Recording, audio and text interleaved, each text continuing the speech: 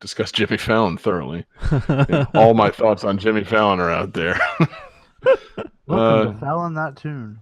Ugh. Welcome to No, Jimmy man. That Fallon. I was gonna say it'd be more accurately. Welcome to Fallon. Sorry, yeah. Welcome. Yeah. I got this. Yeah. Anyway, yes. Let's start it up, John. Okay. Yes, please. All right. See here. 5, 4, 3, 2, 1, go. Welcome to Game That Tune.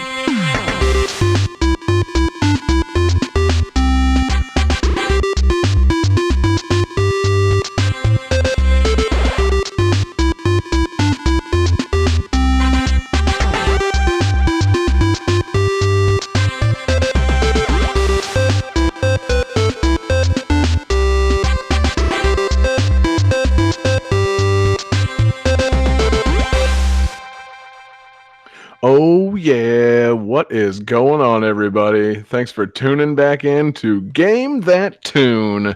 It's the internet's only video game music guessing game show, and it's your boy, John Harrington here. We got John Regan with us. Say hey. Hey. And we got Jesse Moore. Say hey. Hey. And we got David Fleming. Say hey. Hey. Oh, yeah, guys. So, this is Game That Tune. What we do around here is we listen to video game music. We've each brought 3 songs from a game. We try and guess the games based on the songs and a little bit of trivia. We goof off. We have a lot of fun. The winner at the end of the night gets to pick a theme for the next episode and play some bonus tunes. And last week's winner was the illustrious Jesse Moore. So, Jesse, tell them what the theme is for tonight's episode. Tonight's theme are games based on television shows. So as long as it's been on TV, you can use it. Yes. So, it's a theme we've used before to varying degrees of success. There have been have there been any truly great games based on TV shows? I'm not sure if there are, but man, there's some fun ones. And I think we'll answer that question tonight. Maybe tonight we've truly found the only or the first great games based on TV shows. Or maybe it's going to be another episode with American Idol or Home Improvement Power Tool Pursuit. Oh, God, you never know what you're getting when it's Game That TV. So I was gonna say spoiler warning for my game. No, we are not. Yeah, we have not found the greatest game. Not surprising at all. Actually, spoilers. I'm going to go ahead and make the prediction for the end of the show. No, we still haven't found the great ones. So I think, though, that we've got some great tunes. We've got a great fan request tonight, and we're just going to have some fun. So, Johnny, I think we got to flip it on, man. What's on channel 1? Game. Ah!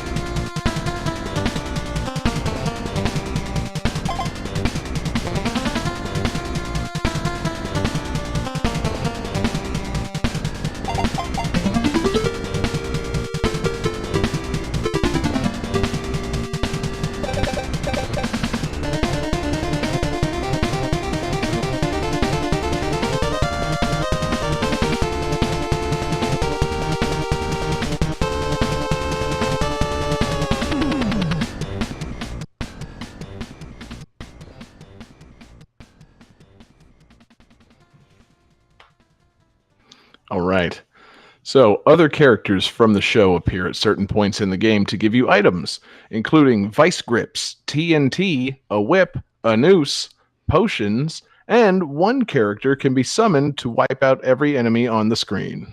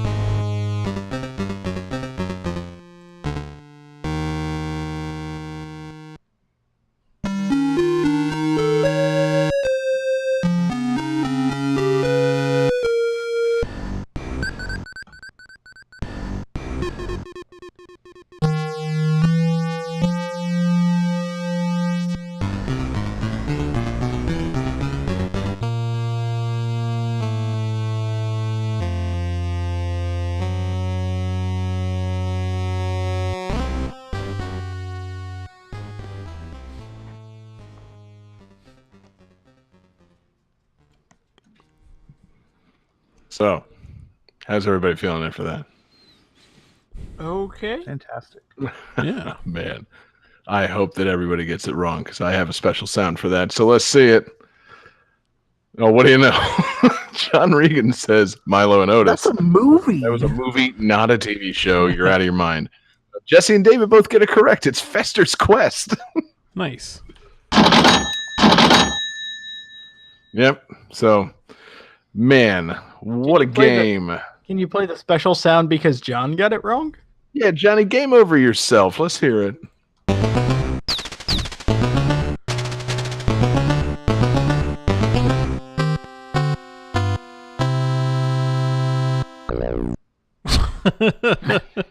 Yeah, I have no idea what that last sound is, but I like it.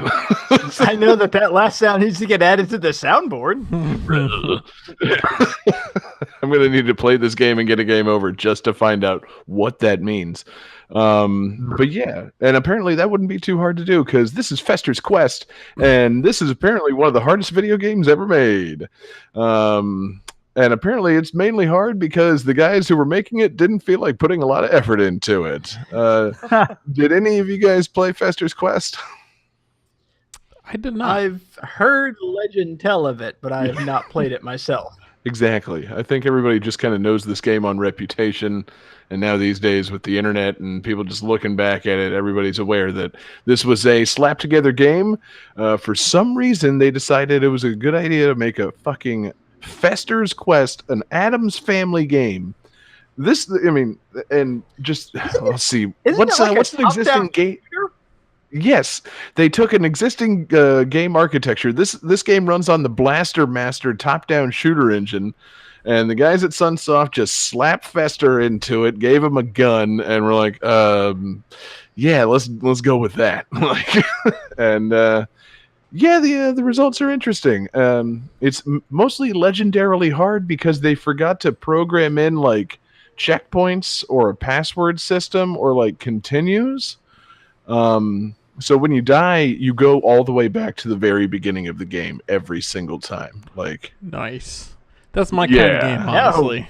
Not nice. That's awful. Ah, like I think it said you retain your items and stuff like that, but like, you go back to the beginning every time. Apparently, it's very hard because you have to actually like level up your weapons. oh my god. This has me written all over it. So yeah, you got to like grind levels on these enemies, and then like I don't remember if you keep the weapon levels at whenever you die. I think you do, but it's just like imagine just like starting back at the very beginning of an 8-bit game every single time you get a game over. Like it's just that's a nightmare. And then apparently the bosses are these giant like screen filling aliens that you have to fight, and they're really hard. I mean, like I don't know, This Just game, like the show.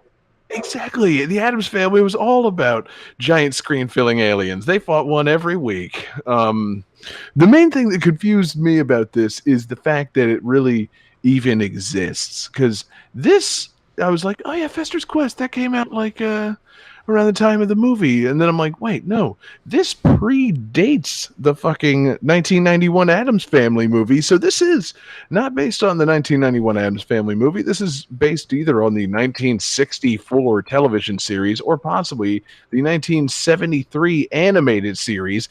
Either way, no, like that didn't need to be made at all. Like, who was crying out for a freaking Addams Family game starring Uncle Fester? I'm sorry, you said 91? Because I remember. No, this was 89. The Addams Family movie that we like with Raul Julia was 91, and then they came out with a cartoon show again from like the same people that made Beetlejuice cartoons in 92. Okay, so 89. I'm thinking back to 1989. I had my NES. I had my Ninja Turtles action figures. Oh yeah. Yeah, I wanted a game based on the Addams Family. You know, as a 3-year-old, that was definitely on my radar. I just prefer can't the imagine. monsters, anyways. Yeah, man, that's the thing. Oh, you know, they Johnny, could have hit made the this. hot take button, please. Oh. Hot take. I mean, the Munsters was the superior show. It would have been pretty great if they had done an Addams Family versus Munsters crossover game somehow. Like, Oh my god. like the Jetsons beat the Flintstones, but it's the Addams Family and the Munsters having to like team up and or fight each other. Addams telling Family Robo- versus Munsters Battle Royale. Yeah. Think of it like RoboCop versus the Terminator, but it's just the Addams Family fighting the Munsters. Herman It's a great Munster all idea. day, baby. I like how you say like they have to team up together or fight each other. Like, no, you don't know how these crossovers work. First they meet, they have a misunderstanding, and they fight. Then they realize there's a greater threat and have to band together. That's how this Exactly. shit works. And that's where the giant screen-filling alien bosses come into it. You know, just picture wailing on a boss as Uncle Fester with a fucking blunderbuss, and then as Fred Gwynn from the Munsters, just brawling on him. Like, Yeah, but the monsters could just release their dragon from underneath the stairs. Easy peasy. yeah, that's true. Or their vampire grandpa or whatever could just suck the life out of all. Grandpa could just suck the life out of every enemy, which would be I pretty think we great figured too. it out. It's the Addams Family meets the Munsters meets the Outer Limits. Done. Mm-hmm. I like it. I'd be into it. Do you think Thing would be good at hand jobs? I feel like it's either Game. one of two things. It's either the greatest or it has no leverage and just cannot perform. And with that in mind, I'm going to thank the requester and never talk about this again. So this request came to us from a fellow nerdy podcast, the No Time for Time Travel podcast at NTFTT Pod on Twitter. Thank you, as always, for the requests. And yeah, Fester's Quest, an impossibly hard game that is not worth revisiting. So I'm guessing that means it's going to show up on the Switch NES online service here in a couple of months. So we'll we'll just see how that goes. With online multiplayer. Now you're talking. Like, if they can have some 2-player drop-in action and you could control 2 different colors of Uncle Fester, that'd be pretty great. But hopefully, honestly, you sold back. you sold this game to me the second you said Uncle Fester with a gun. I mean, I think we can all look forward to Johnny streaming Fester's Quest at some point very soon on youtube.com/GameThatTune. It's going to be fantastic. Like, Johnny's going to take his whole Sunday to try to accomplish like anything in Fester's Quest. It's going to be great. The best part is when you get the electric gun power up and he puts the light bulb in his mouth and it lights up. Apparently, that's one of the objects of the game is like you have to collect light bulbs to power up your weapons. So you're not far off base. This was clearly a labor of love and simultaneously a like complete slap together bullshit game. So we'll just see all for that. such a half-ass game, that's a deep cut. Like, kudos to them. Kudos to whoever the person was at Sunsoft who had seen the Addams Family. It's like, no, he doesn't collect coins. He collects light bulbs, and he puts them in his mouth. Duh. And also, kudos to the composer, Captain Sunsoft, Naoki Kodaka, classic soundtrack for a game that didn't need one. So, anyway, interesting game, great tunes, and let's move on to game 2 and never speak of Fester's Quest ever again. Game 2.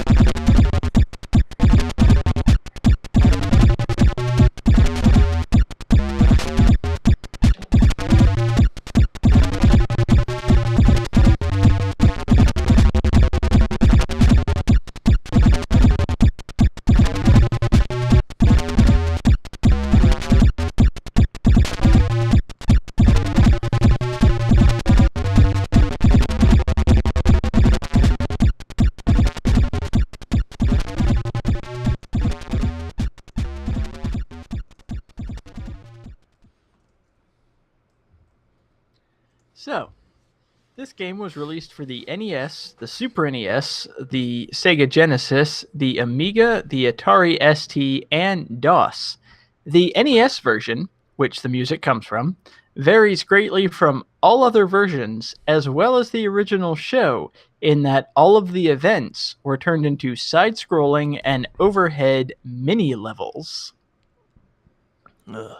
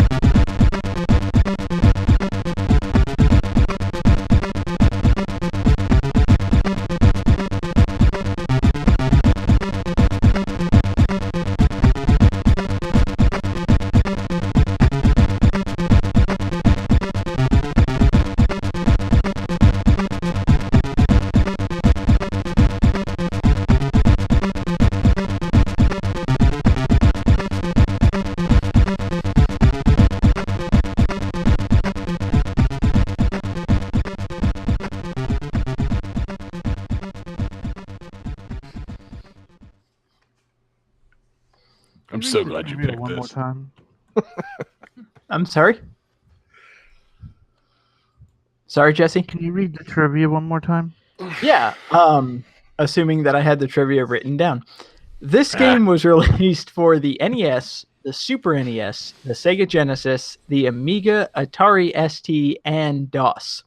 The NES version that this music came from varies greatly from all of the events are changed into side-scrolling and overhead mini-levels.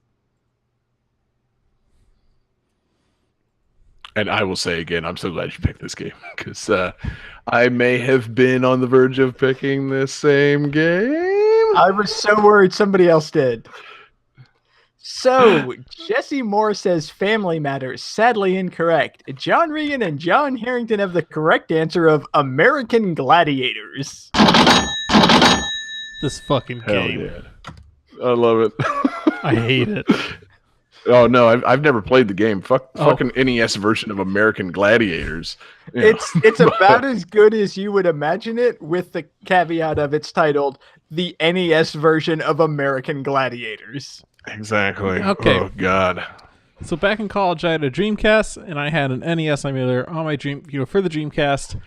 Bunch of ROMs on it. My friends Chris and Keith Rover were playing it. We saw American Gladiators. We tried it out. We spent hours just beating the first set of courses in it. Because if I remember this right, there's like 4 like mini games, and we finally beat them, and they were so fucking hard. And we did it. We were so excited, only to find out that was just like round 1. Yeah, so that's And great. we got so angry that Keith just popped the Dreamcast open, took the disc, went outside, just broke it right in half. Like, Oh, fuck that's a mature this. response. It was a different time.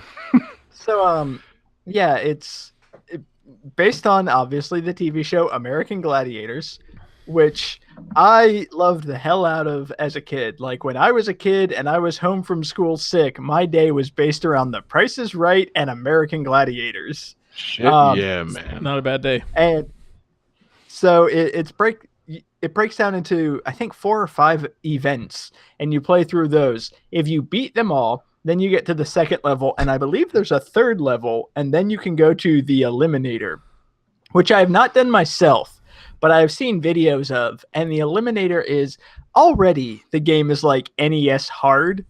Yeah. When you get to the Eliminator, the game just basically says, all right, fuck you. How could they possibly make the Eliminator on an NES?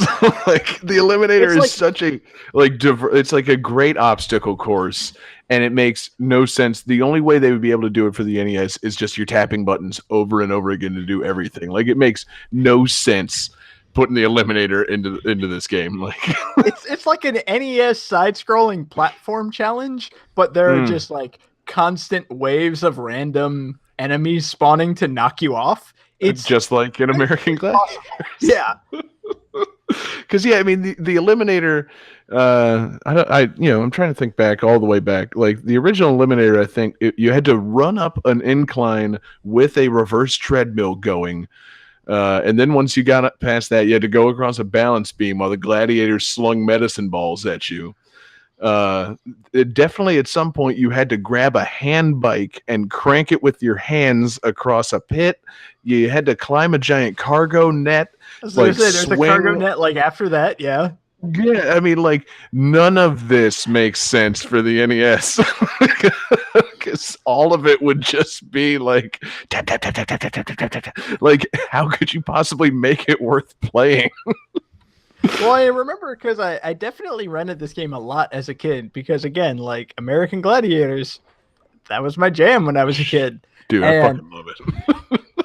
Playing like, because in games there's Cannonball, there's The Wall, there's Powerball, there's Assault, and I think there's one more, but I don't remember what it is. Is it the Atmospheres? Because I love the Atmospheres. Oh, it's Joust. That's what it is. It's okay. Joust. Yeah. And I definitely remember like going through and I could never clear the wall. Like, because you have to alternate A and B to like climb up the wall, and I could just never do it. It was impossible. So as I was like researching, going back and watching like a Let's Play to refresh my memory and everything, and somebody was like, "Oh yeah, the wall. This is a pretty easy one." It's like, what is this guy talking about? He's so full of shit. Like, yeah, you just hold your controller down, and instead of like you take your fingers, put them on the A and B button, and just alternate super fast. Like, how did I never think of that as a kid? Oh Yeah, my you- god. You got to That makes manipulate so the much controller in easier. different ways. It can't just be a thumb sliding thing. You gotta use everything to its full potential. I'm not gonna lie, the concept of using not my thumbs didn't hit me until I think Nintendo 64 and like the Mario Party series. Specifically, that Mario Party 2, the one where you wind up the Shy Guy with a propeller on him.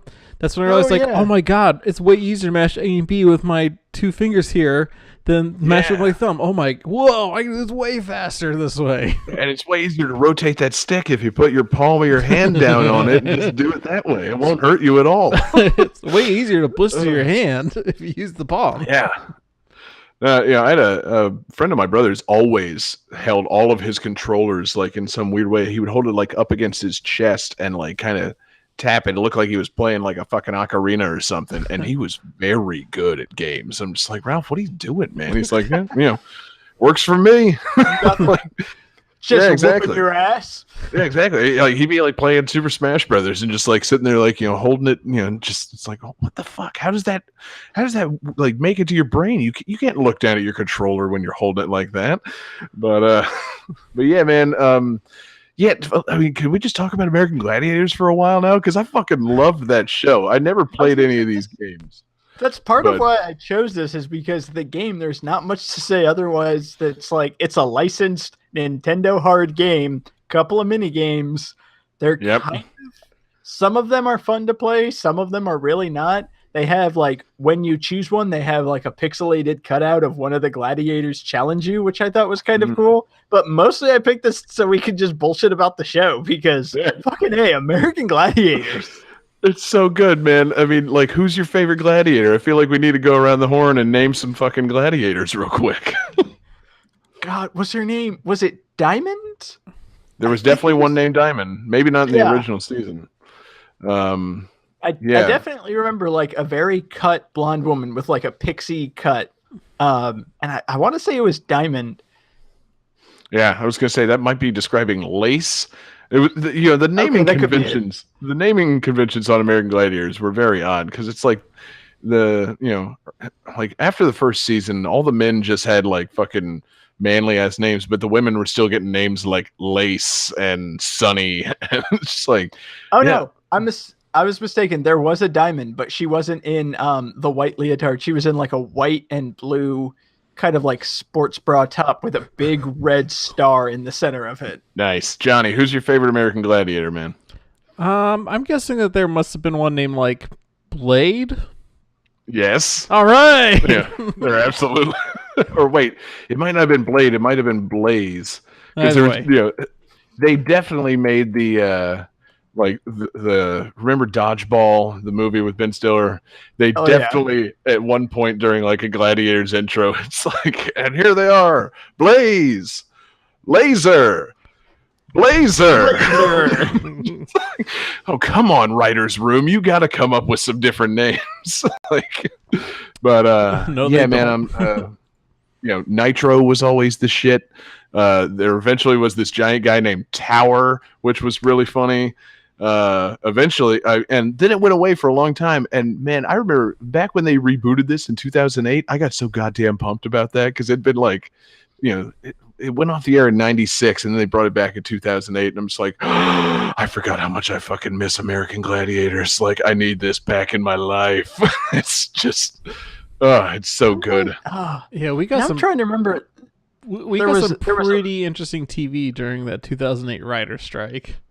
Like, that's why it happened. That's why it happened. That replaced The Office. Yeah. They brought back American Gladiators because they had to take The Office off. It was great. Looking down the video game trivia question for you relating to American Gladiators. Can you name the 2 gladiators that appeared in Mortal Kombat Annihilation? Nitro. No. And Sonya Blade. No, I don't think Electra was one of them. I mean, I could be wrong. She might have been like Jade or something. I'm going to go with Malibu? Yes. Fucking Malibu was eventually, years later, Malibu became Motaro for the Mortal Kombat Annihilation movie, and that was awesome. And the other one was Saber, and he played Jax. And on Wikipedia, the actor's name is Lynn Williams, and the link to his name goes straight to the page for Mortal Kombat Annihilation. So he is really something. American Gladiators fucking ruled. They, quite frankly, I think they need to bring it back. If I wasn't so sure that this was dangerous for everyone involved, like I would say they need to bring this back, like in a fucking heartbeat. Like it's just such a good show and such a bad game. It's. I was gonna say it's such a good show in the worst possible way. Yeah, oh, it just, it got me as a kid. And then, like I said, when it came back, it's like, oh, yeah. I remember watching, somebody posted some clip on like Facebook or whatever of like American Ninja and everything. And I was watching, it was like, this is American Gladiators, but all they did was cut the budget for people throwing shit at them. Exactly. Nobody's hitting back on the obstacle course. That's the only thing, like American Ninja Warrior should do a crossover with American Gladiators. And we'll see how well you do gripping a giant like thing and swinging across a chasm when fucking Nitro's there slinging medicine balls at you. Like, I don't want a Ninja Warrior. I want an American Gladiator. And we'll take a little something from the 2008 series. Yes, Hulk Hogan can be the host of it. He was fantastic. He calls everyone brother. Really? Yeah. Oh yeah, man. The 2008 American Gladiators was the kind of thing that can only come out of a writer's strike. It was so good. And I mean, at least one person from that went on to have some success. Gina Carano, she was Crush. And then she was like a pretty decent MMA fighter, and she made a couple of movies. I forgot she started there. Yeah. Gina Carano's awesome. Yes. And that's it. So, the success stories of the 2008 American Gladiators, Gina Carano and Hulk Hogan before all that weird racism sex tape stuff. So, it was good, man. I like how the 2008 American Gladiators, that's what made Hulk Hogan a star. Yeah. It put him over the top, man. Anyway, American Gladiators fucking rules. Great pick, David. Anything else? No. Stay tuned for our Patreon exclusive post show talking American Gladiators, the other GTT Gladiators that awesome. tune. So we'll get that going. Just get over to Patreon, pay us to do it. Somebody would pay for that, I assume. But Johnny, let's keep it going, man. All right. Game 3.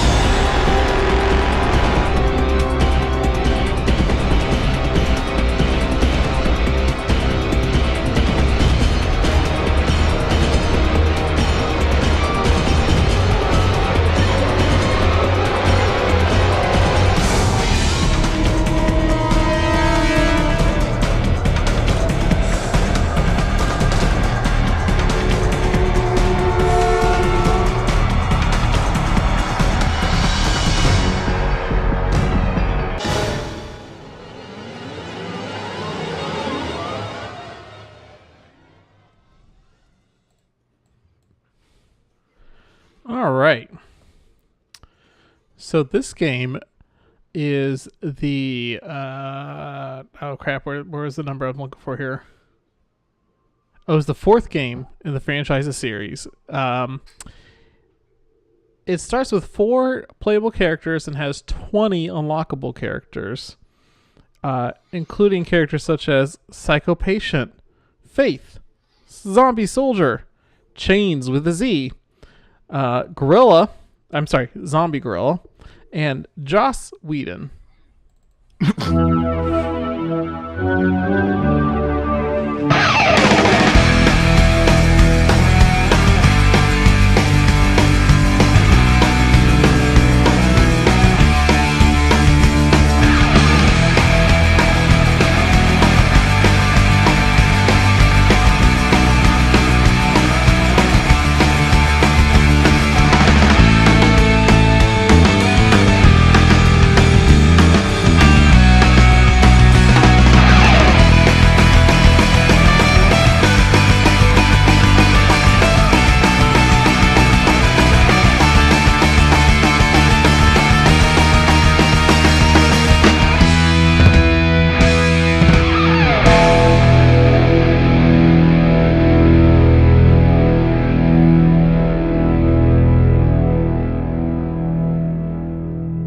I just want the record to state I have my answer ready. Oh, damn it, he's back. Okay. I was going to get another beer.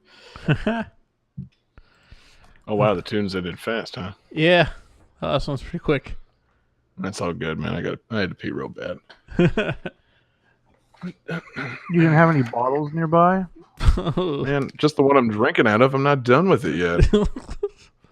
Gotta top it off, buddy. I'm not that into recycling. So anyway, I have my answer ready. Cool, yeah. All right. John says Serenity, which is incorrect. David and Jesse say Buffy the Vampire Slayer. They didn't include the subtitle on this one, but I'll give it to them. Oh, I'm so fucking sorry. The game. No. He said Chaos it was the Bleeds. 4th game. This is Buffy the Vampire Slayer Chaos Bleeds. Released for the PlayStation 2, Xbox, and GameCube. God, how many of these did they make? And At why least haven't 4. I played more of them? Yeah. So, in your face, David, I'm going to take away your point, Mr. The Game. And there are numerous Buffy the Vampire Slayer games, and I'm sure they are all worthwhile. So, I believe this is the only one, though, where you can play as Joss Whedon. that's, That is pretty awesome, though. that's interesting. Did he do that, or did someone else do that on his behalf? You know, that's a good question. Yeah. That's I a just very imagine good. him sneaking into the game studio and I'm like, I'll put myself in the game. Let's see. David Boreanaz? No, he can go away. Joss Whedon. That's me. All right, ready Um, to ship the game. Hey, who's this extra character in here? Oh, crap. We can't remove him now. Yeah. It's all packaged up, son of a bitch. We already print the DVDs. Man. So, raise your hand if you have nothing to say about Buffy the Vampire Slayer, unfortunately. I've seen a few Cool. episodes. I've seen Okay. a none of them. This is David's time to shine. This show is Yeah. actually pretty fucking awesome.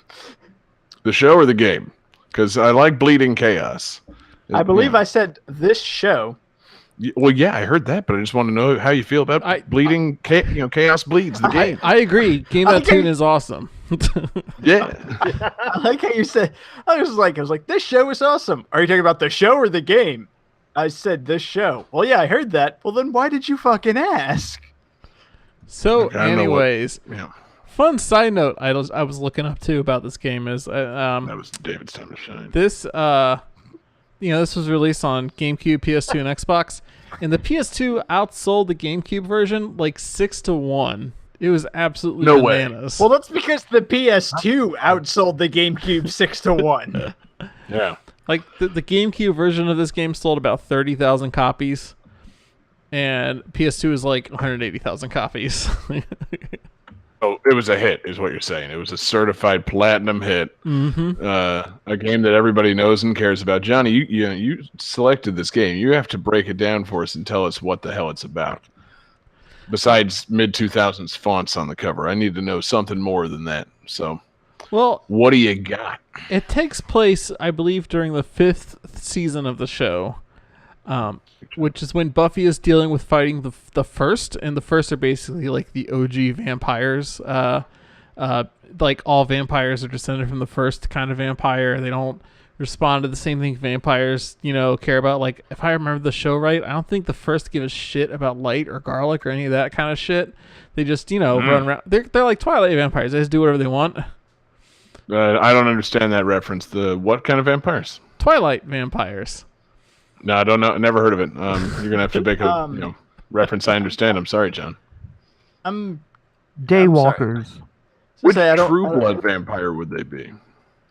All of them? Shit. They're Was having there- a party. There was one that could go outside during the day. Fuck, which was his name? I think Wait, in about True Blood, or Buffy? I I know think in Buffy. True Blood, a character drank the blood of the original vampire and then became super powerful. Oh no But- you have to drink the blood of a fairy, and then you can go out during the Yeah. day. That's what it was. True Blood Snooki was a fucking fairy. Oh, what a show! Sex and vampires. What a combo. But none of that happened on Buffy. So keep going, John. Keep telling us about this game. Let's let David jump in here. As the only person who's like watched all of Buffy, everybody keeps saying these things like that. Okay, fine. Tits and vampires didn't happen on Buffy. No. Okay. Well, yeah, that's fair. Yeah, HBO has a power over people. They showed dicks too. No, Yeah. tits have a power over people. Yeah. So anyway, David seems like he's just dying to tell us about something relating to this game. So Johnny, I think you're off the hook. No, I was just gonna mention because John was going about the First being like the first vampire. It's like, well, the First is more this incorporeal like concept of evil. It's like the first evil in existence and not necessarily vampire. So like it goes through and it possesses people to talk because you don't actually ever see it. It's just kind of like the abstract concept of evil. So that's one of the things that like Buffy had an issue with, which happens in like serialized fiction where every season they have to keep upping themselves. So like the first time it was this evil vampire, and then it became like the vampire who's stronger, and then eventually she fights a god, and then the last season you fight the quite a First, leap. which is like the concept of evil, which is I'm glad they didn't get a season after that, although they did continue the story in like comics and whatnot. Because when you fight evil as a concept, where do you go from there? Like you can't really top that. I think you go to Final Fantasy X2 after that. So I'm not really sure where that goes as a TV show. Like they could have went just like, how about next season 3 vampires? Instead of just one. The essence of 3 evils. What do you think about that? What A they vampire and a robot. if I Oh remember man. the first season is like Vampire Lord. I think the second is it the second season where they bring in Spike? Or maybe that's third. Anyhow, they do like up slowly, and then by season 5, I think it's Glory who's a god. And then like they continue on. At some point she does fight a genetic government experiment thing that's kind of like robot Frankenstein, but in the army, sort of. Okay. I remember that part. Frankenstein joins Yeah. the army. Yeah, And see, somewhere there's a serious hardcore Buffy fan listening to the show going, no, that's accurate. Yeah. Yeah, that Yeah. serious hardcore Buffy fan is Danielle. She that's how I know about the show is I've sort of like osmosis it, from like just being around while she's watching it. And yeah, everything you're saying sounds pretty right to me. And then fun fact was, I was going over this game with her last night, and she was looking over some of the plot points of the game. She's like, "This doesn't make sense. Like one of the boss battles is you have to fight Giles." She's like, "Why would you ever fight Giles? Like he never Wait, gets." what? Yeah, Control? you have to fight Giles at some point. Hmm. Giles being, Yeah. for those not in the know, Giles is Buffy's mentor. He's like throughout the series. stiff British guy who starts off as a school librarian, like teaching her, and then he quits his job and then gets a job where he runs a shop that sells like ancient books. So he's basically a librarian, He's- just not at the school anymore. It's a Mr. Feeney kind of situation. Like, he really shouldn't be there anymore, but they just keep finding excuses for him to stick around. So was He's he so also damn the voice charming, of our though. car? Oh, that would have been great. Yeah, man. Wow. I don't know. Maybe I just know better than to pick apart the logic of video games that are based on movies or TV shows as like not keeping in line with them. It's like, that's the nittiest of picks. It's like, well, that doesn't make any sense. No, it doesn't have to make any sense because it's a video game version of something. Like the video game version of Spider-Man 2 has a lot more stuff in it than the actual movie because the movie took 2 hours to watch. And the game takes a little bit longer. Same thing with the video games of Buffy. Granted, I guess the show stretches out for several seasons, so they could have just made you watch all 5 seasons of Buffy and called it a video game, but it wouldn't have been very much fun to play. So, Like, I see your point, John, about like, oh, well, Spider-Man 2 is only 2 hours long. They got to cram more stuff into that. It's like, okay, but imagine if there was a scene in Spider-Man 2, the video game, where you had a boss fight against Aunt May.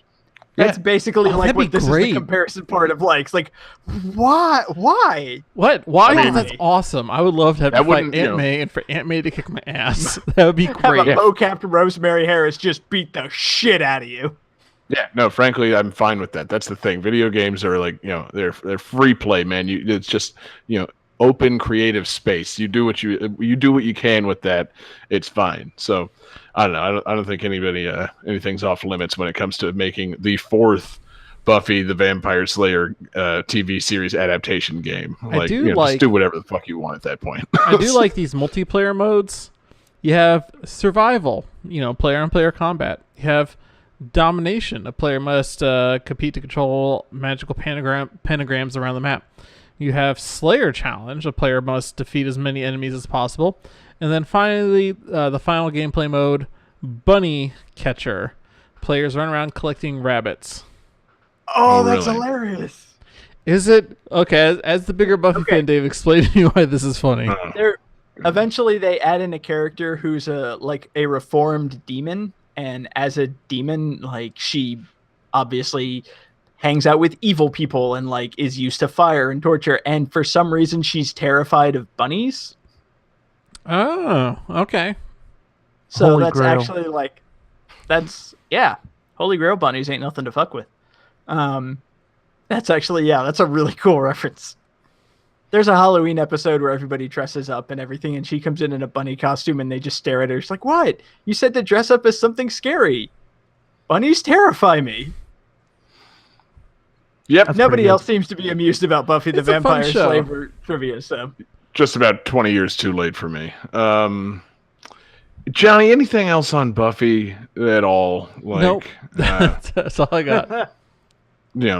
Interesting selection. This is reminiscent of David's selection on our first TV episode of Xena Warrior Princess, but you're not actually a fan of Buffy, so I don't know what to make of this pick. Like, 90s TV being adapted into early 2000s games. Am I What not a a time to fan? be alive. Or do you just not know I- that I'm a fan?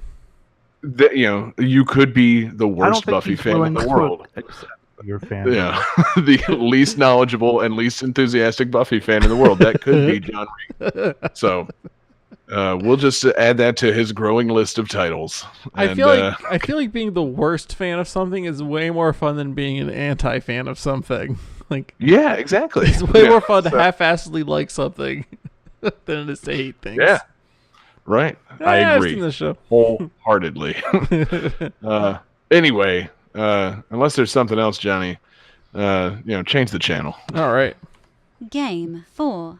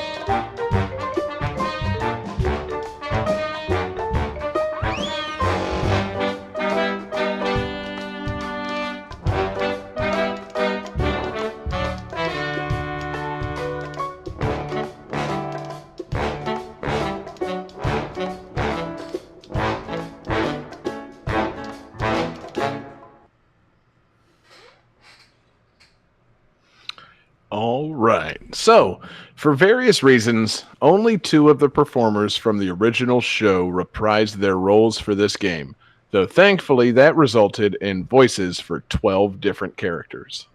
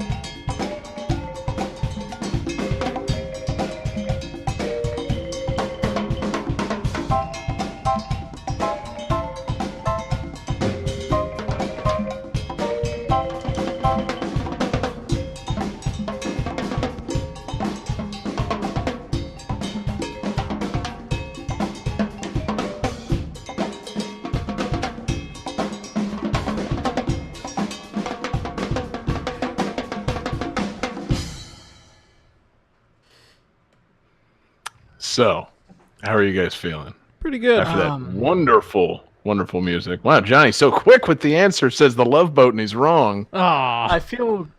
I think I know the series. I just can't figure out the title. Now that's interesting. it's not the Love Boat.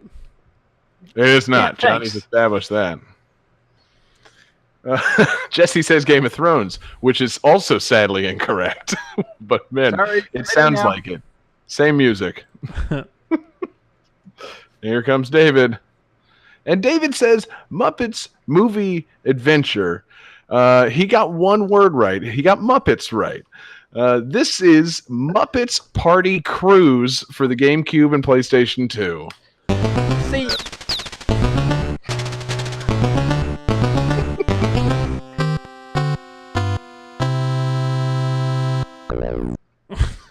That is our new anti-hat trick sound for now and ever. see, when you gave the good trivia, it was Lord. like, this sounds like it's either like Sesame Street or the Muppets. I'm guessing the Muppets. It's probably the Muppet video game. And I looked it up. It's like, Jesus, there's a lot of these. They have made a lot of Muppet games. I thought maybe as you were looking down a list of Muppet games, you would take in all the island rhythms of that and land on Muppet Party Cruise.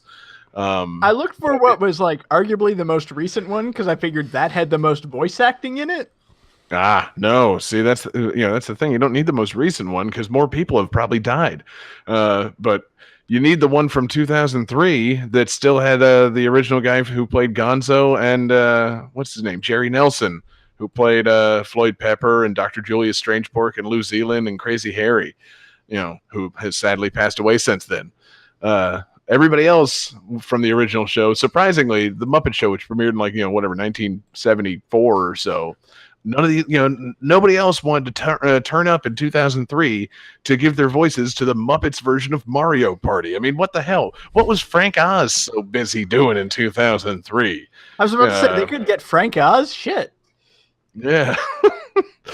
Oh man, I mean, I think he was busy doing voice work for. He was just doing a bunch of grunts for a rapidly flipping through the air Yoda for episode 2. So no, he was pretty damn busy with important voice work. Um, but yeah, man, it's Muppets Party Cruise, and I'm betting that John Regan played this one front to back. This has John Regan written all over it. He's the Muppet Man.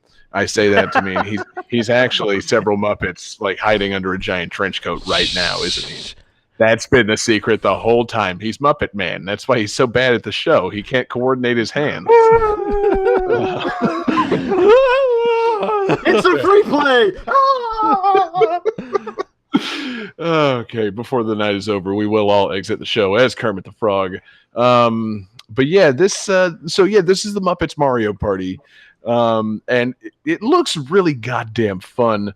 I'm sure that it's not very fun just because, it's a party game and it's like, I don't know, man, there's a lot going on. But like, I think I would have loved this game if I had gotten a chance to play it just on, it would have gotten by on Muppet Charm for me. I fucking love the Muppets.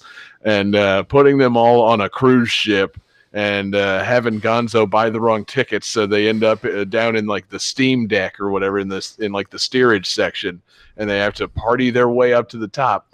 That's a great framing device for a party game. Yeah, so it's a Muppets board game. You move around the board, but it's not like Mario Party boards. It's not like just a linear board. It's like a grid. It's like it's like Clue.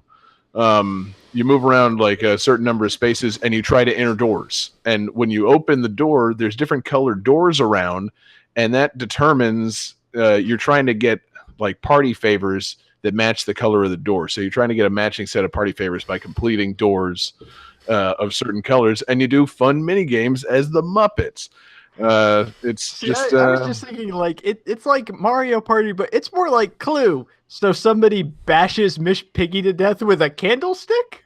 I mean, I'd be in favor of that. I was more comparing the setup of the board.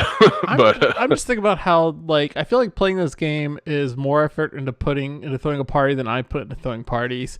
Like you're talking about having all this color coordination with the decorations and the doors. Like when I throw a party, it's like there's a cooler, there's beers.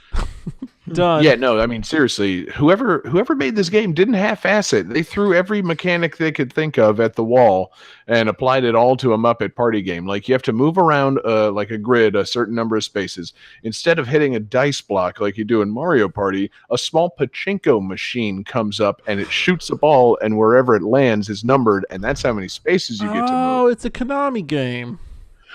Almost. Konami Crazy Muppets.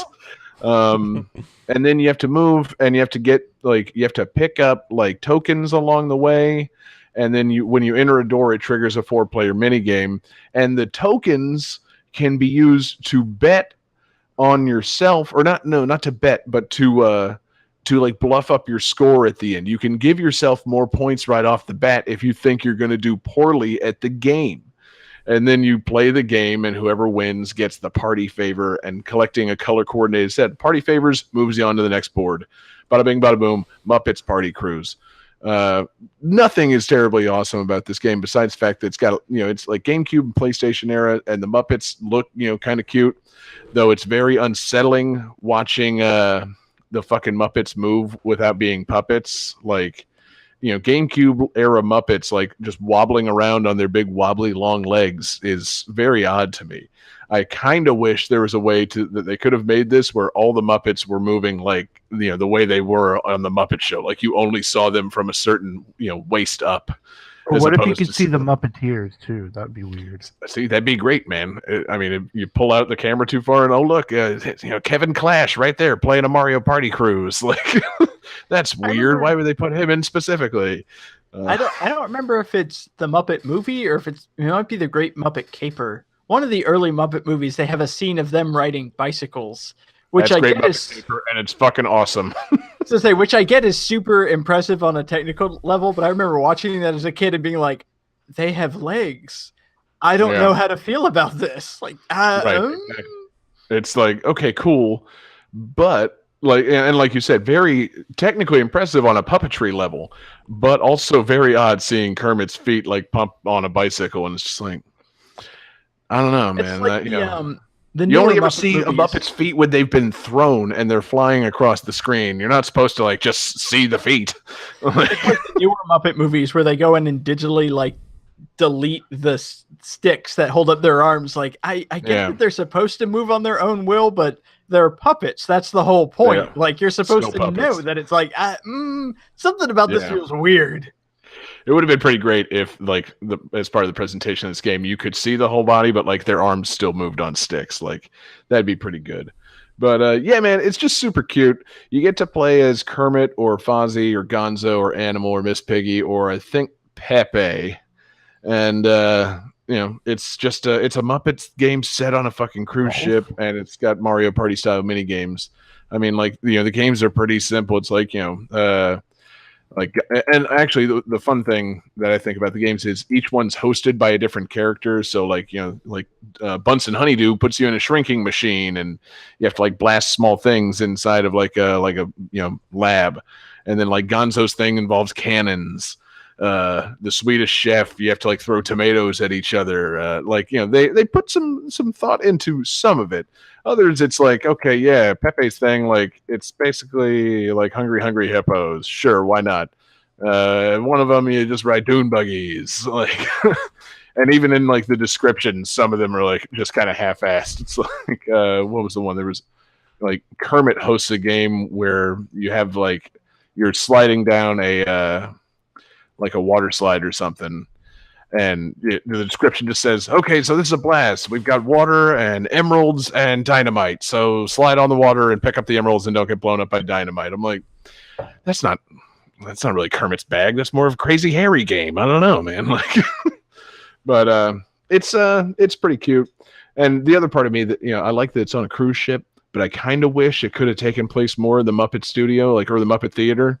Like, I love that setting, and I think it, you could have just kept raising the curtains on different mini games. Like it's just a different Yeah, game that would have each been time. perfect. Only one of the mini games that I could see took place in the Muppet Theater. It's just like, man, this whole thing should have been in the Muppet Theater, man. Like, I don't know how you make a board game out of it, but like, it makes sense for like, just imagine like if they did a Muppets WarioWare game, where like the curtain just keeps rising on different Muppet micro games. Muppet micro games is perfect alliteration for a fucking game. Like, Wow. That's I just, just all I imagine, ever like- wanted now. yeah, just like I just came up WarioWare with where you my have, like, favorite thing ever. the four little things at the bottom that like indicate your lives or whatever. They're just little Kermits, and when you win it, they all like Yeah. I'm just trying to picture all the weird things. I mean, and that's the other thing. The Muppet Show is so weird that it would lend itself perfectly to a more Muppet Show themed game. I mean, like, there's just been so much weird shit over the years that like the Party Cruise is nice, but like, how about a mini game based on Hugga Wugga, or Gonzo and the Dancing Cheese somehow, or just, I don't know, like there's a space. Pigs in Space, yes. I mean, I think Julius Strangepork introduces the space game in this one, so they've at least got that. Or Strangepork and what's the name, Link Hogthrob. There definitely those guys needs to present the be space game. an unlockable shmup set in space that's Pigs in Space. That needs to Yes, happen. Absolutely. I want a Muppet game. And just like, I want a Muppet game where you put the disc in the console, and it's just like 5 minutes long, and it's just Kermit the Frog singing Rainbow Connection, and that's the end of the game. And you just leave and That's think all. about life and stuff for a while. thank you for your $60. As part of the game for Muppets Party Cruise, though, you do unlock like little Muppet vignettes, like just little like 30-second clips. I think they call them like Muppetisms or whatever, and it's just they got little like Muppet character videos for everybody, which is pretty sweet. And it's got a movie trailer on disc for "It's a Very Muppet Christmas," the made for TV and then released on VHS Muppet Christmas special. So it's a full package here, people. Muppets Party Cruise it's got everything you want. And then everything you don't want, like Muppets' feet and moving independently of a puppeteer. So yeah, I don't know. I wish now that Disney owned this that they would bring back the Muppets and make some fun games and like fun Muppet content. But I know that's not what they do. Disney just makes Marvel movies now, and I mean, And Star if Wars we could get movies. and Star Wars movies, yes. So I guess I'm hoping that for like Infinity War Part 2, maybe Kermit factors into it in some way.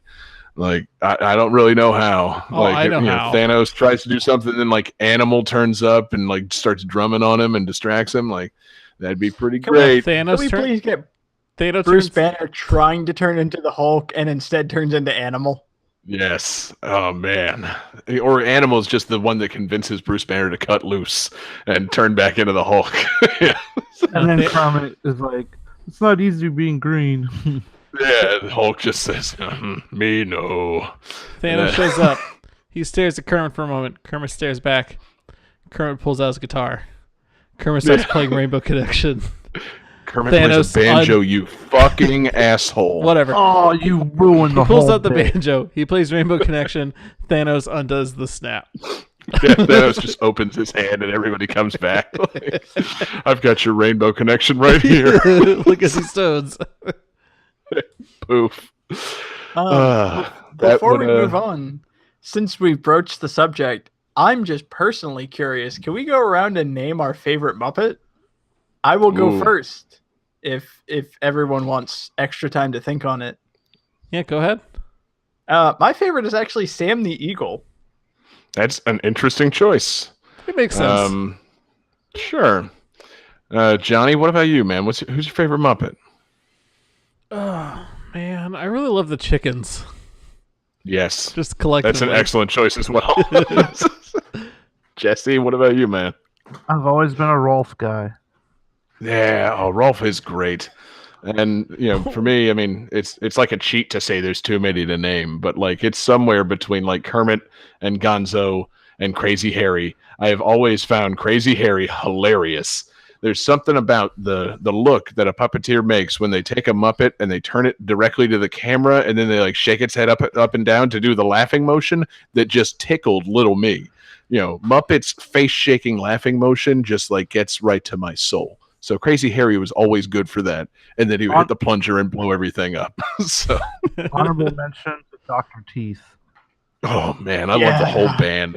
The whole band's great. I mean, that's the thing. We could go around and just name all the great Muppets. So that's look forward to that on our Patreon exclusive Game That Tune post show. Muppet Muppet Draft. That Tune.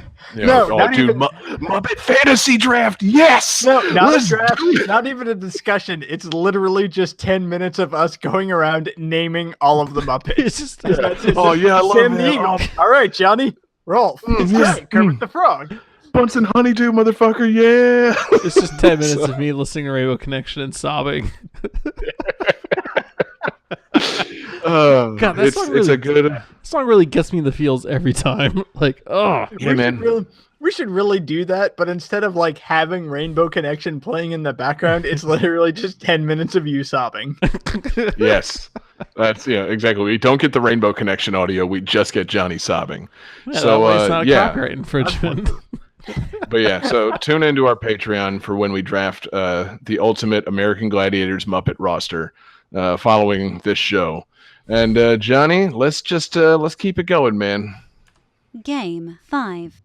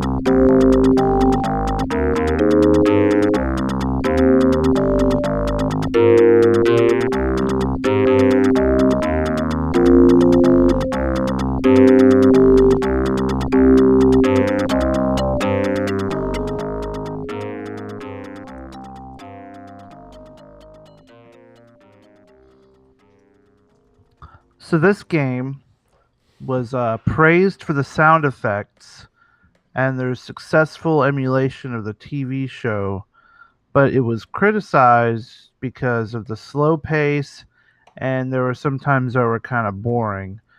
But overall, they said that this game was a must-have for fans of the show.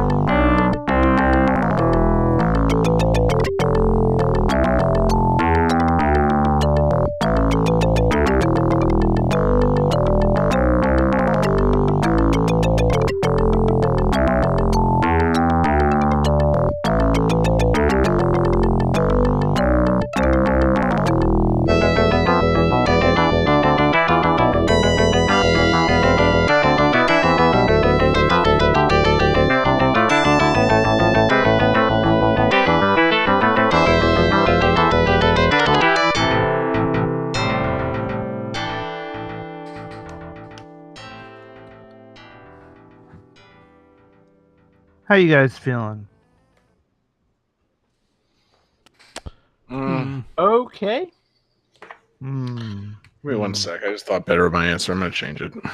Ooh. Because I said the Flintstones because I was pissed and that's didn't want to. definitely not. I'll go ahead and say that. Change your answers, everyone. But yeah, this is a pretty cool game. This game has a lot of cool ideas. The execution is spotty. So wrong, but I don't care. It's a better guess. Okay, let's see them, guys. Ooh. Okay, we got John says Spider-Man, the animated series, wrong. David says Gargoyles, wrong. And Johnny says Echo the show, which is also wrong. No, this is Star Trek, The Next Generation, Echoes of Time. Oh, Good, that's going to happen.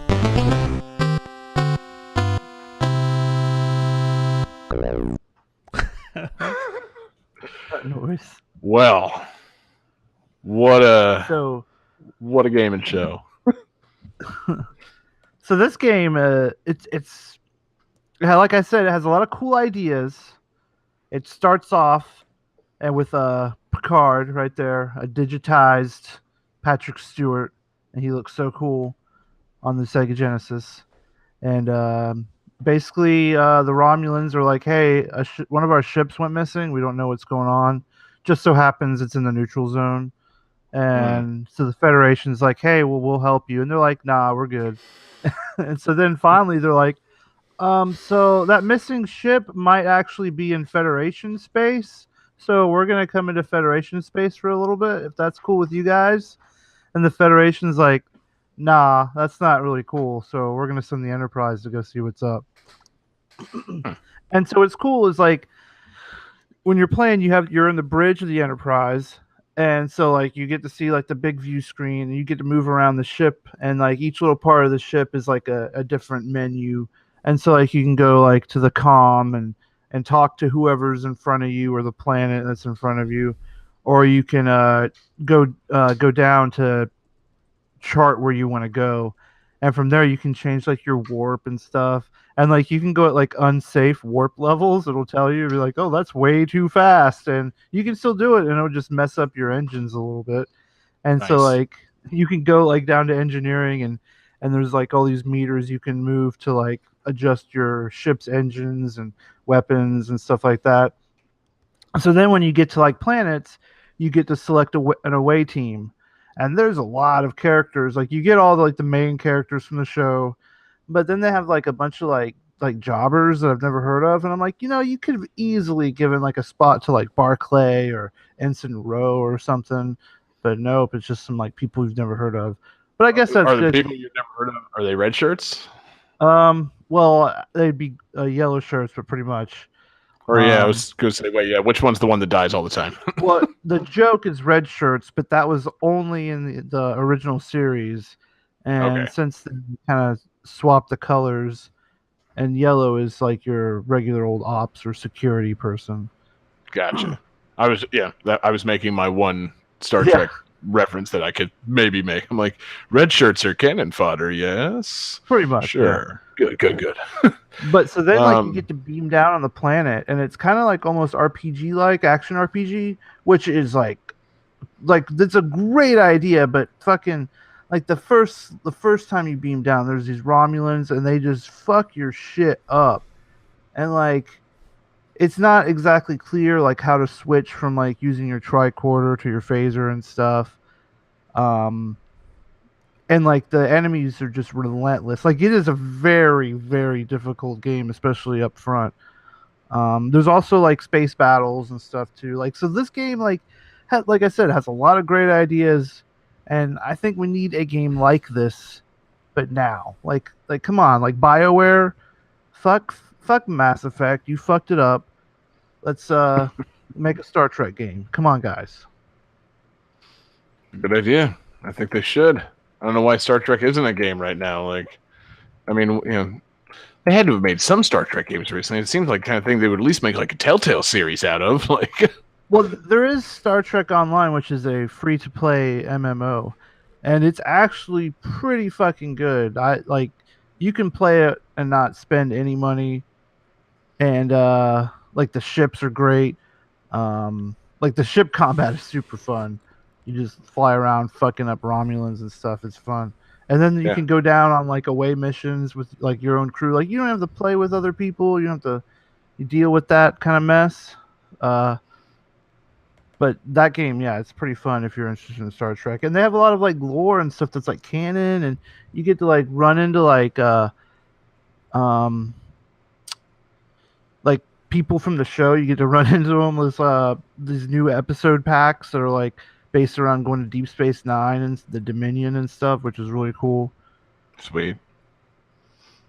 So I guess did I misjudge? Doesn't David watch Star Trek? I think Johnny Star Trek? No. My wife is super into Star Trek. I've seen some, but I'm not like. I've seen some of the Next Generation, and I've wanted to watch more of the one with Scott Bakula just because it has Scott Bakula, and I like to I imagine love that he's still Enterprise. leaping through time. Yeah.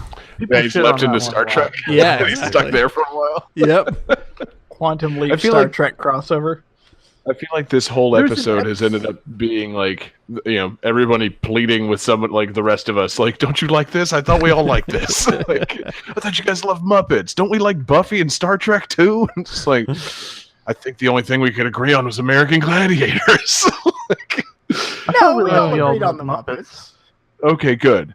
And Fester. We all love Fester. Fester No, with, we I've, were clear to say that Monsters was better. Couldn't get it out. Fester with The guns. episode title: We all love American Gladiators and the Muppets. Yeah, I mean that's going on the new bio on iTunes. Like, Game That Tune podcast. We all love American Gladiator and the Muppets. Well, I have to click that. Right? I was searching for Muppet Podcast, and I found Game That Tune. It doesn't seem to be related at all, but I like it. They don't even talk Muppets until an hour in. What the fuck? And just in that one episode, there's hundreds of them. So, I mean, man. I've watched Star Trek: The Next Generation. I've enjoyed Star Trek, but I was always more of a Star Wars person than a Star Trek person. Word. You Weren't can't we really all? compare them. They aren't. They're No, incomparable. people like to compare them, and you know, It's it's an nerd easy culture. comparison It's- to make because there's you- that word they share and Yeah. nothing else. you can't be happy unless you objectively quantify something as better than something else. So Yeah, you know what I like better than Star Trek? Star Crunch. It's delicious. It's got Rice Krispies, a little bit of chocolate. It's what I like. Star Trek's good, and it's its own thing, but I like Star Crunch better. Trying to think of other things that are comparable to Star Trek just because of the shared name. I like the Alaskan Trek. Yes, exactly. What do you like? Star Trek or Star Search? Ooh, see, I was a big Star Search fan back in the day. Like, yeah, you got me, man. I would have to give it to Star Trek because you have more like consistent levels of entertainment, whereas sometimes Star Trek Search is great. Sometimes it's really not. It all depends who's playing. Stars. What if Star Trek came back at some point with Ed McMahon in the captain's chambers, criticizing and rating everything they do on a scale of like 1 to 5 stars, or 4 stars? I think that'd be pretty good. Like, See, no, I would rather have like Star Search, but starring Star Trek characters. So like, Also Kirk good. comes out doing like a wrestling routine. Picard comes out reciting Shakespearean poetry. yeah, come to think of it, how come there wasn't a Star Trek like Next Generation or whatever episode that crossed over with Star Search in some way, where the Star Trek crew has been searching throughout the galaxy, throughout the stars, the universe, for stars to be on like Star Search? I mean, like, it writes itself. It's just like that episode of Family Matters where where Carl and Steve had to settle it on American Gladiators. It writes itself. Like, I love how you're bringing it back to the earlier games in the episode. yeah, the Family Matters game was the shit. Yeah, I'm just saying, there was always a chance for a really crazy TV crossover, and Star Trek and Star Search might have missed the boat on that. But it's all right, man. I would love to help you figure this out, but damn it, man, I'm a doctor, not a writer. I'm a podcast host, not a writer. That means I don't really do anything very well. But yeah, so Jesse, anything else on Star Trek or Next Generation, or do we want to make Johnny, like, put him on the spot and make him name his favorite Star Trek characters? Ooh, please. Johnny, Yeah, do that. either name your 5 favorite Star Trek characters or hit the lightning round sound so we can settle tonight's episode.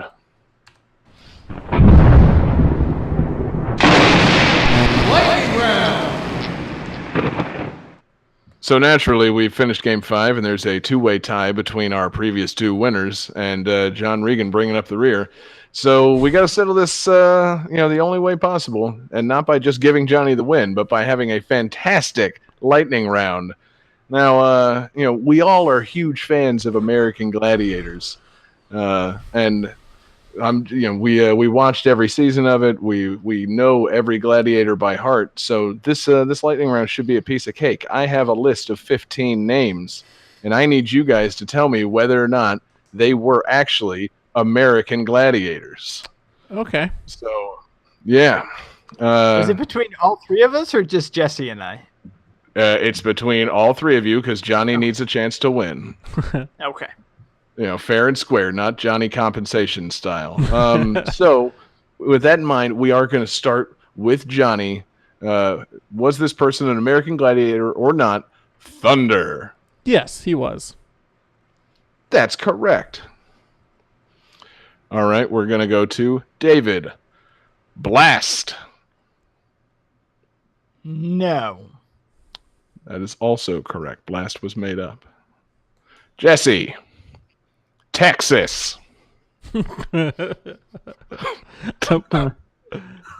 No. That's correct. There was an American Gladiator at one point named Dallas, but not Texas. Texas would be so sweet. That would be so good. Just imagine like last place Texas with a giant cowboy hat. Hell yeah. Anytime, All right, we're back. anytime you're against him, it's all don't mess with Texas. Told you not to mess with him. We're back to Johnny. Bold. That's Yeah, bold. B-O-L-D. I bet they're a gladiator. Yeah. That is incorrect. Aw. Okay, David. Italic. Havoc. No. Oh man, that is incorrect. Havoc was an American Gladiator. Really? Shit. Yes. Jesse. Venom.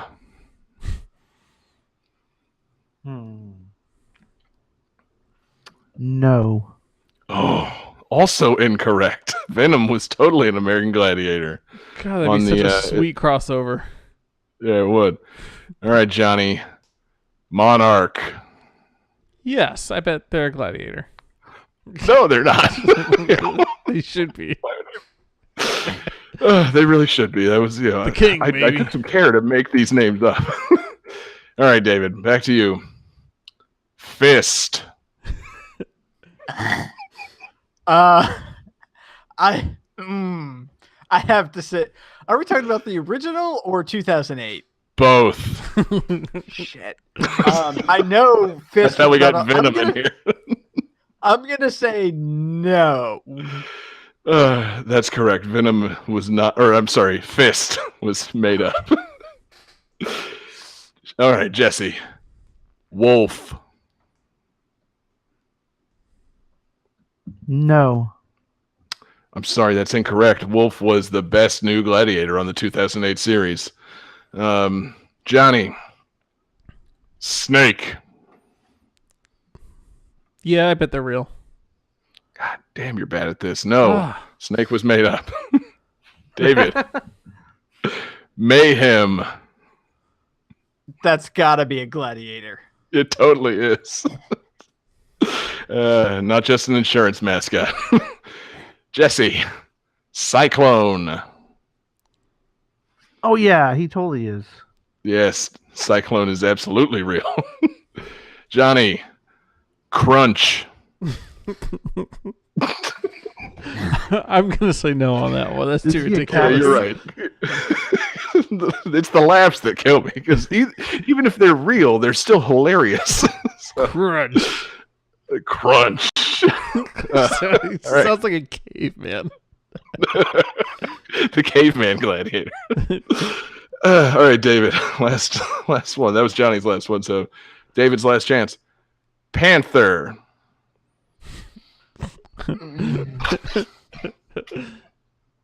I'm gonna say yes. Yes. You're correct. Panther was part of the 2008 revival. And finally, Jesse. Tank. Oh, he's gotta be. Absolutely, Tank is real. So that's the end of the lightning round. And, Johnny, start that calculating computer. All right. Dun, dun, dun, dun. Oh, there it is. Oh, there it is. Calculating computer activated. You hear that like balloons, rubbing sound? Like, Oops. Scoring complete. This game's winner is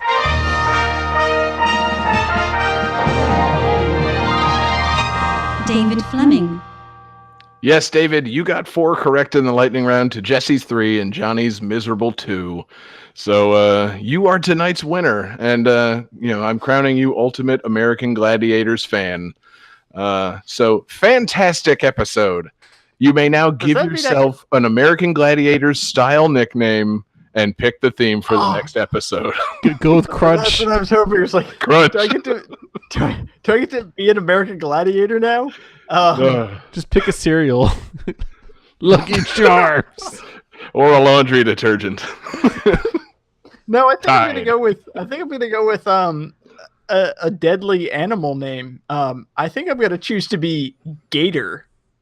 Ooh, he's the Florida man. I like it. Yeah, that's pretty And good. now that we've got that out of the way, Gator, what is the theme for the next episode? So I was thinking it's getting to be the end of fall. You know, the leaves are changing. So I'm gonna pick a theme of games that feature trees. Okay. It doesn't, maybe a game that features it in like a prominent role, maybe just a game that has a forest level, how prominent they are, I leave that up to you. That sounds tremendous. Yes. Oh, goodness. The puns are going to be falling off the branches on next week's episode. I'm not happy with any of this. No, that's awesome, Well, man. you're That's barking up the wrong tree. See? God, Johnny, what's that soundboard made of? Like pine? Yeah, okay. Anyway. God damn it. Yeah, okay. Interesting theme, and I think it provides us an opportunity for a lot of awesome variety and tree-based discussions. So, it's This is what happens when I don't really think of a theme before the show and have to come up with something just in case. Lo and behold, here I am, the winner. Hey, if you want, we can do an edit. We can go with the theme I had in my back pocket. I was going to say either Muppet Party Cruise or American Gladiators. Both were in need of a remake, so you could go with games that that never got a remake. Actually, no. Let's do a clean edit, and my bonus tunes won't make any sense whatsoever. That's perfection. Okay, here it comes. So, David, excuse me. So, all right, Gator, what's the theme for the next episode? So I'm just thinking, brand new breaking news at the time of this recording. Sony is releasing the PS1 Classic. So how about games from the PlayStation 1? Well. What a timely theme. I like it. I love it, and I'm not going to support Sony's decision to make that console, but it's going to be a great episode next week, man. So yeah, fantastic. I think there's a couple thousand games to pick from on the PlayStation 1. So yeah, that's going to be a great theme and a fantastic episode. Thank you, David. Great. Thank you, Gator. Great pick. And yeah, thanks to everybody who's been watching along live with us. We've had a great show, great time. We're live every Wednesday night.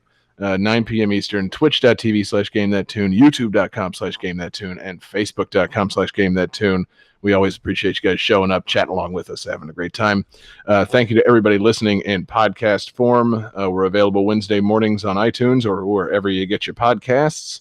So download us there and, I don't know, leave us a review or something, or just listen to it because I think it sounds pretty good. And thank you for everybody that checks out our Patreon page. We're over at patreon.com/GameThatTune, coming up with fun, awesome stuff. We're going to do a Muppets American Gladiators fantasy draft. We're going to do all kinds of crazy shit involving the Super Mario Brothers movie, I think. But more accurately, we make mixtapes. We make GTT Gems. It's our other video game music podcast. Jesse makes his Covered Up series where he plays video game music cover bands and remixers. And we use the money to fund our 24/7 video game music live stream. So, check out patreon.com/GameThatTune. Throw us a couple of bucks. We'd really appreciate it. Special thanks to our super fan producers over at Patreon, Alex Messenger and Lance Revere. You guys are fantastic and keep up the great work and support of the show. Thank you to fellow nerd podcast, the No Time for Time Travel podcast, for the request tonight. They hit us up on Twitter, which you can too. We're at GameThatTune. You can email us your requests, gamethattune@gmail.com. You can find us at our website, gamethattune.com, and pull up our Discord server. Join us there, make requests, find our Facebook page. Find us anywhere. We'd be happy to take requests, and we love talking with you guys. So find me on Twitter at jgangsta187. Find John Regan on Twitter at JP Regan JR. Find Jesse Moore on Twitter at Sega_legend. And our winner tonight, his name is merely Gator. Find him on Twitter at DFD Fleming. Hell yeah. So Gator, what are we going home with tonight, man? What's the bonus tune that is no longer going to make sense given your new theme? Well, I mean, going along with the theme of PS1 games, I had to go with the classic Final Fantasy VII One Winged Angel, and certainly not Maple Treeway from Mario Kart 7 or Mario Kart Wii. I like it. So peace out, everybody. Play Maple Treeway. Do it.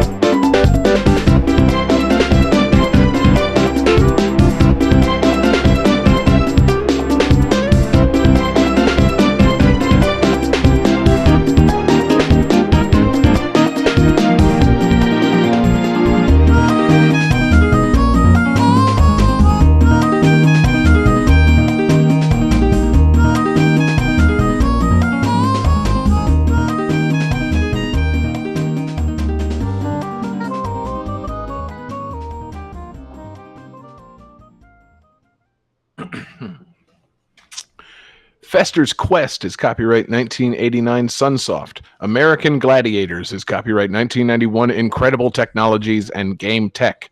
Buffy the Vampire Slayer Chaos Bleeds is copyright 2003 Vivendi Universal Games. Muppets Party Cruise is copyright 2003 Mass Media Games Incorporated and TDK Media Active Incorporated. Star Trek The Next Generation Echoes from the Past is copyright 1994 Spectrum Holobyte.